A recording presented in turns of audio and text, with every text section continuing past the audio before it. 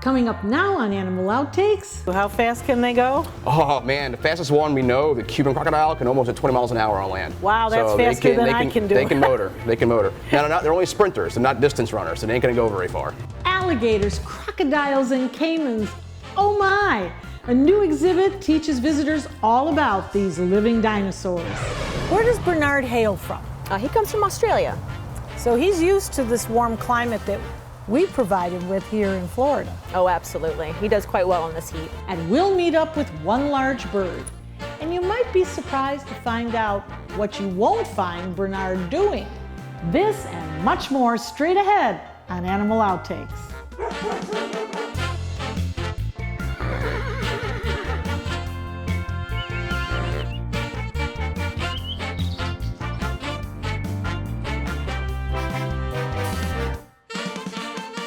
Hello and welcome to Animal Outtakes. I'm Marcia Panucci, and this is my best friend, Zeus. Living in Florida, you're sure to see them, sometimes in your own backyard. Gators are a common sight around ponds and lakes here in the Sunshine State. And while we keep our distance, the staff at Moat Marine have opened up a new exhibit, getting visitors as close as possible to these prehistoric reptiles.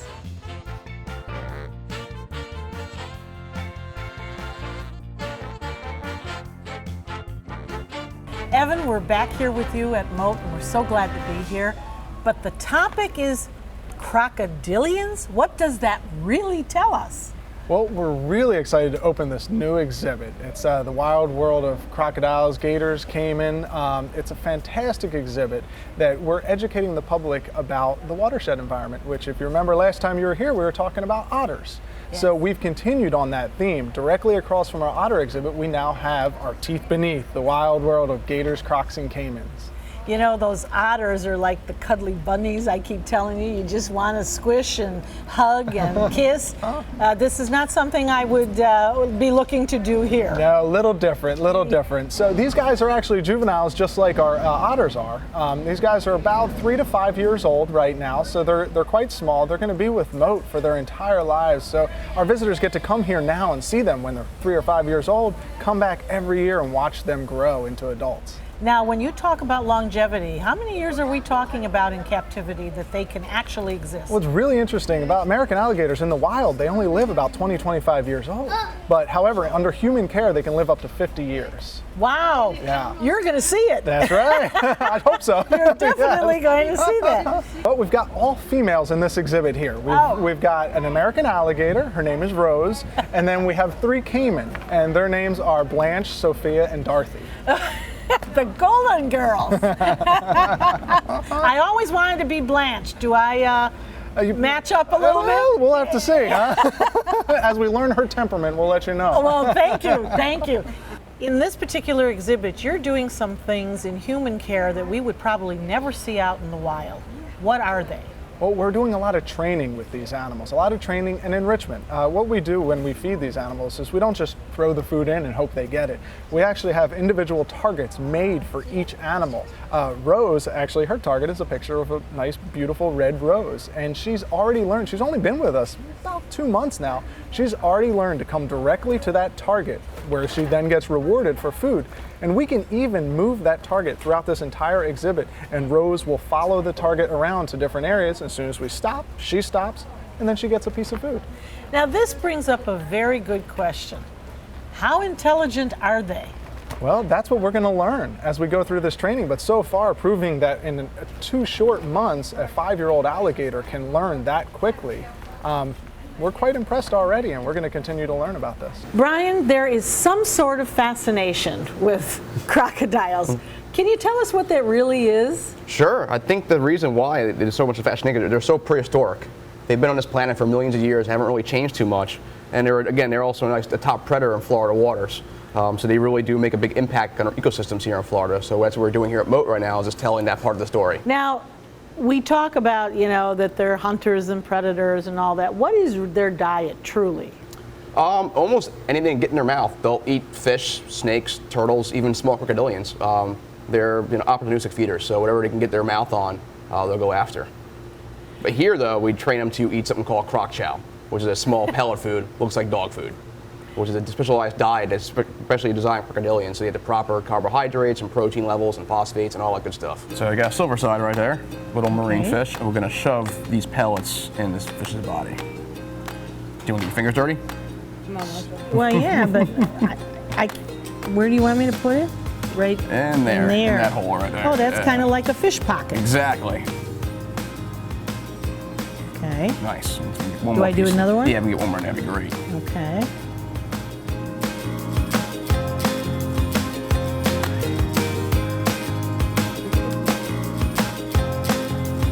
There's always the question, is this the right thing to do for these animals, or should we have just left them out in the wild? Well, the caiman are an invasive species to Florida, meaning that they're not locally found here, except they were introduced. So normally they're from South America. They were found here down in the Everglades. I think a few decades ago, they became an established invasive species, meaning that there's a breeding population. So just like the lionfish and the anacondas, those are animals that do not belong in Florida, so they need to be removed. These animals were removed from the Everglades as small hatchlings, but they were kept alive for educational purposes. So they're here with us at Moat so we can educate the public about how important it is to understand the negative impacts that these invasive species can have. So you truly feel that by educating us, we're going to enhance the longevity of these animals. That's right. And with our American alligator, we really want folks to understand this is a local native species that we have that almost everybody that's lived in Florida has come across one at some point in time, whether they were visiting a national park or they were somewhere, a lake, a pond, a stream, and they saw one. We want them to have a better understanding about those animals. And since they're so closely related to the American crocodile, which is a protected species that's threatened and needs our human care help in order for it to continue to survive in the wild, we really want to bolster the education of our visitors. You can visit the Golden Girls at Moat Marine Lab and Aquarium in Sarasota, Florida. But if you want to see gators in their native environment, there is one sure place that alligators can be found in Florida, the Everglades. We headed out to see if we could spot them.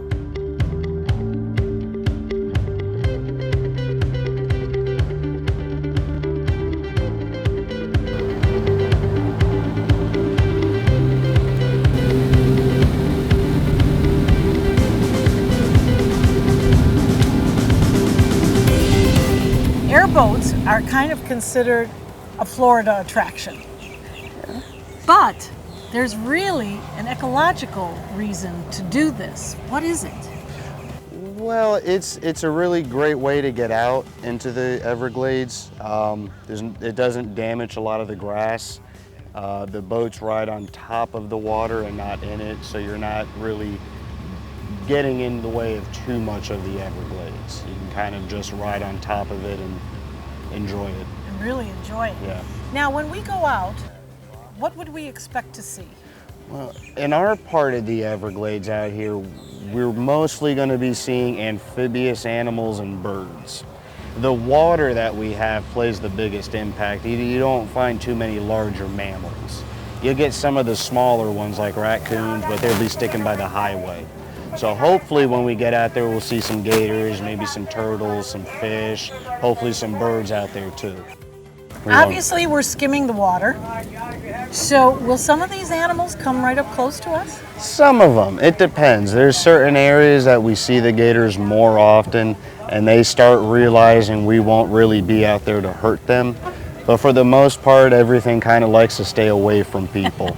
So we try our best, we'll do our best to get up as close as we can to some of them. Now this is mating season, is it not, for the alligators? Yeah, right now it is. Okay, so are they going to be a little more aggressive or a little bit calmer, just full of amore? They're going to be a little skittish. Right now they only got one thing on their mind. So everything else is going to kind of be, I'll put on the back burners. Okay.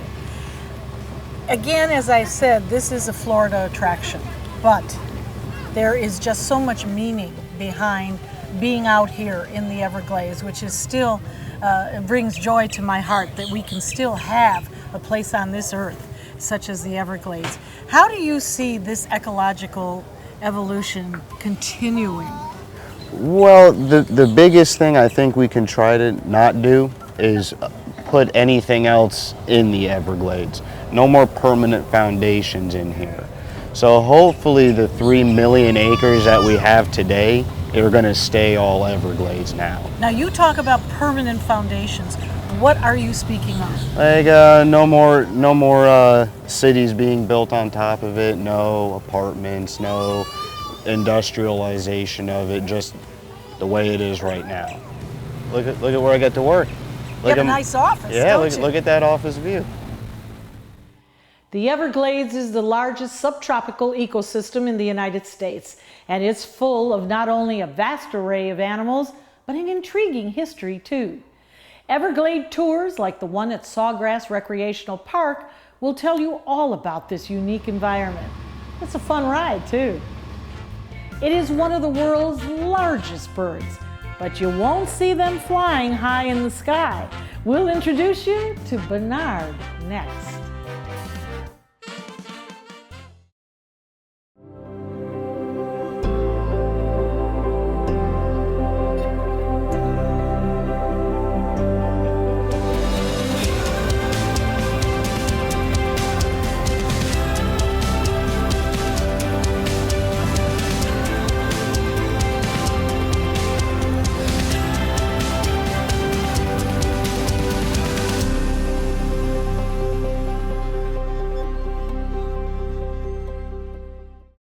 For thousands of years, we've been humans' best friend. You've been through a lot, and we've been right there with you. A dog is part of the family, a confidant, and a friend who always knows how to get into your heart. So what happens to our beloved companions when we can no longer care for them? This is why we've created Dante's Den, an innovative, state-of-the-art facility that will provide care for up to 100 dogs. Dante's Den is a community for joyful dogs. Millions of Americans face uncertainty when planning for the future of beloved pets who may well outlive them. Dante's Den is a charitable organization, so in whatever capacity you can, please lend your support so that we may continue this most wonderful work. Dante and I would like to thank you for watching and for also opening up your hearts to our wonderful community of joyful dogs. Learn about the many ways you could become involved by visiting dantesden.org.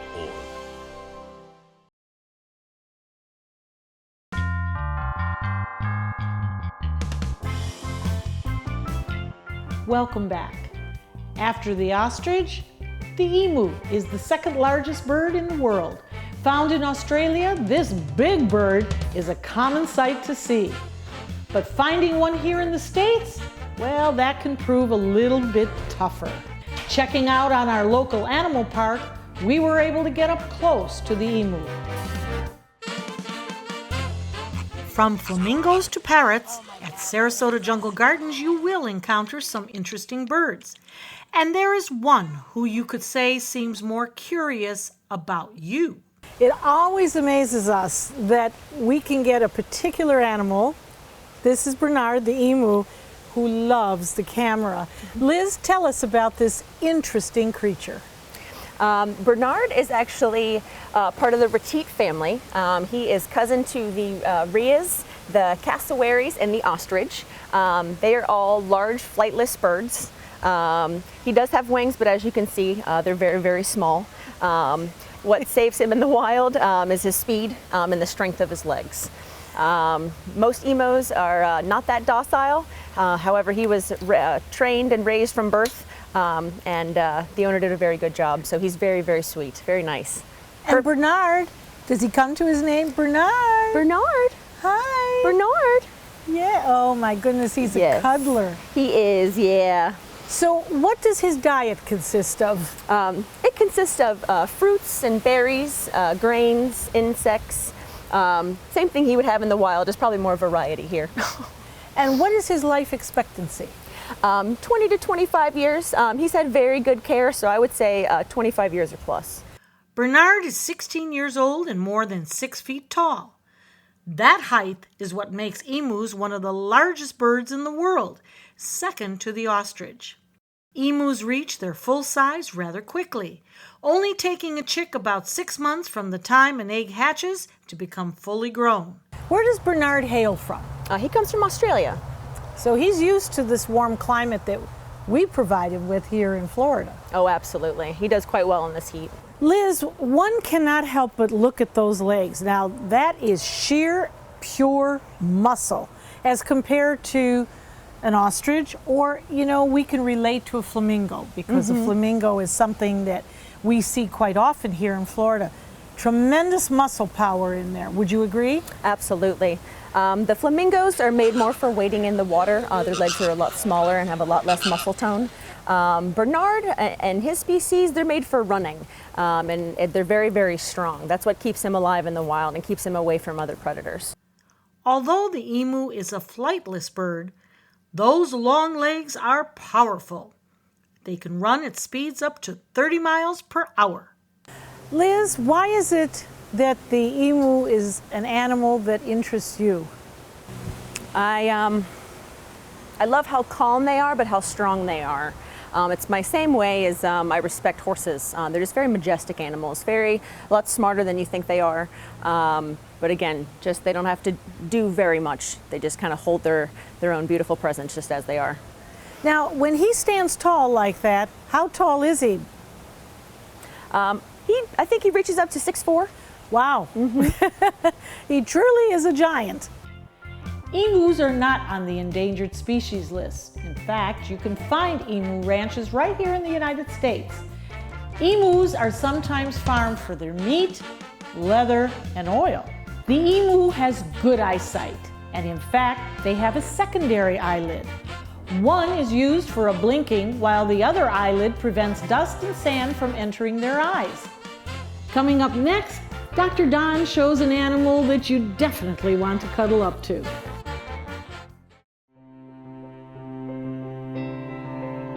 People have asked me what it'll cost to restore all the corals back the way they remember. But I have to ask them, what will it cost if we don't do anything?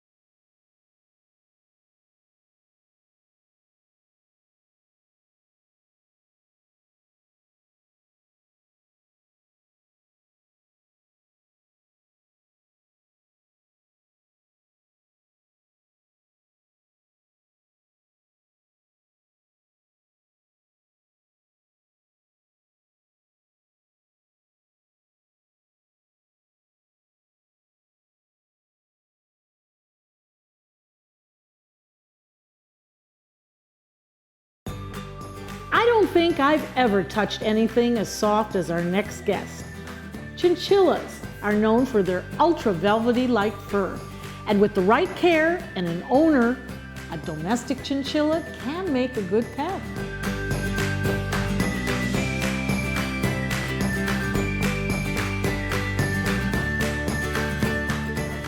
Dr. Don, we have an animal here that most of us have rarely seen, but we know so much about, a chinchilla. Yep. And adorable, of course, but tell us about this animal. This is George. Hi, George George. is a chinchilla. He's like 2 to 3 years old. They can live 8 to maybe 15 years on the outside. They like to be kept in pairs. They don't like to be alone. He's probably looking for his friend. And they come from the Andes. So they're used to cold weather and they don't like it hot. So here in Florida, they're an indoor pet with air conditioning. They heat stress out in the 80s. So you wouldn't even put a cage by a window or anything. I see. Now, unfortunately, they used to be very fashionable. Yes, And we used to use it as chinchilla fur. I think the best use of chinchilla skin is to be on a chinchilla. Totally agree, totally agree. But you know what? There's a combination here. I see a little bit of squirrel, I see a little bit of rabbit going on here. They're a rodent. No, they're 100% rodent, and they come from the high Andes, and they eat grasses, and they eat roots and shoots and bark off of trees. And in captivity, they're sugar glider pellets, like rabbit pellets, and they also like to eat hay off little elevated thing. They can pick little strands of hay off and chew them. And they're kind of crepuscular. So they're active in the morning and they sleep all day. They're active around sunset. So at least you can see them. It's not like cow and a flying squirrel or some other nocturnal vampire pet. Now, what's very interesting to me, and it appears, Dr. Don, that those ears are almost transparent. Isn't that unusual? Oh, it's another one of those probably thermal regulation type things for them. Because I see veins in there. And they're also a prey animal. So they're very alert. And when there's any sign of a hawk overhead or something, I'm sure that they know it. If you're in the wild and you're slow, you're dead. Now, are they aggressive to humans? No, but if you frighten one, like say if you get in its face, if you have, not a great pet for kids. If kids want something huggy, feely, touchy, squishy, get a golden retriever or a Labrador retriever dog. You don't want a kid to be playing with these. They can break them. They have very fine, thin bones. They need exercise. They need to run around. They need a cage. Once again, about this big, maybe several different layers, so they can run around, and be an absolutely cool animal. They have teeth that grow constantly, like a rabbit or a rodent. So they need stuff they can chew on and gnaw on. And as they get older, just like a rabbit, they can tend to get in their molars little sharp enameled points that can poke in their tongue. And sometimes the only clues are a chinchilla that goes off feed. And it takes anesthesia, little mouth retractors and tongue retractors. You got to look in there. So it takes a veterinarian that actually knows something about rabbits and rodents and chinchillas, and not all of them do. They're just a special group of weird people. Because of the beautiful fur that they do have, are they a protected animal at this point?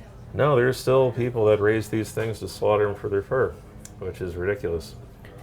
And there's also chinchilla rescue organizations out there because they do live so long. And once again, if you get one for a pet, they'll often outlive someone's marriage or what have you. And people they don't want them anymore. And they might even be in the divorce decree. There you go. So unfortunately, sometimes animals get caught in the mix. Cute. So he's They're really quiet. adorable. He's quiet. Vaccines? Does he have to have? Doesn't need any vaccines, but people should know their animal, know what's normal for them, how much normal active they are, because they're a prey animal and they got to hide their signs and symptoms of disease for a living. So you look, hey, the poop it has diarrhea, it has normal poop. There's a little chinchilla turd. It's a nice chinchilla turd, okay? You got to appreciate normals to appreciate abnormals. Well, he is certainly a gorgeous creature, and the best part is he's safe. He is just safe. In order to get their velvet-like fur clean, they don't take a bath in water. Instead, they take dust baths, which help absorb oils and dirt from their fur.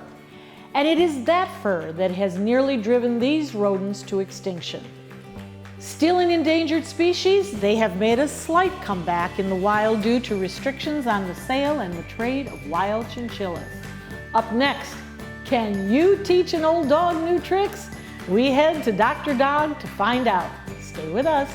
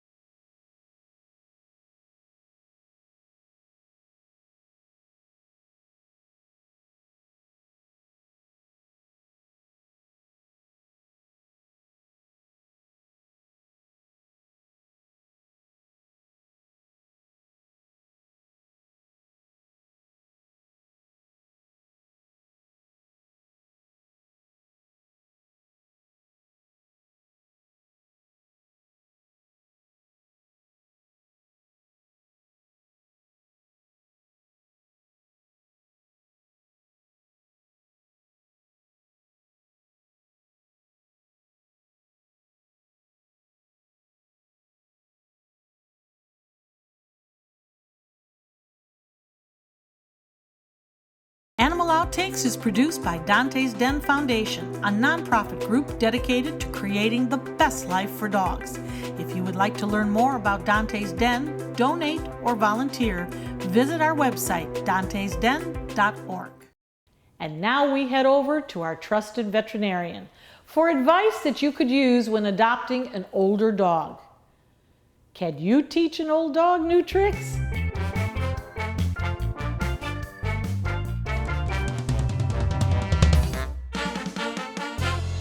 What you really need to do is observe initially. Don't try to do a lot of initially the first week or two. Really observe what makes your pet tick. You know, what are some of the things that maybe trigger bad behavior. You really got to get into the psychology of it. You know, if there's something going on with your pet. And then resolution, there are certain things that can be done with certain problems. And again, talking to a behaviorist, talking to your veterinarian, what can be done? My dog is doing such and such. You know, and then start working at it and be persistent and consistent. Remember, you reward good behavior, you ignore bad behavior. Great advice from the doc as usual. We hope you've had fun and learned a thing or two along the way. Zeus and I will be back here again next week with even more animals and some wild adventures. Until then, thanks for watching.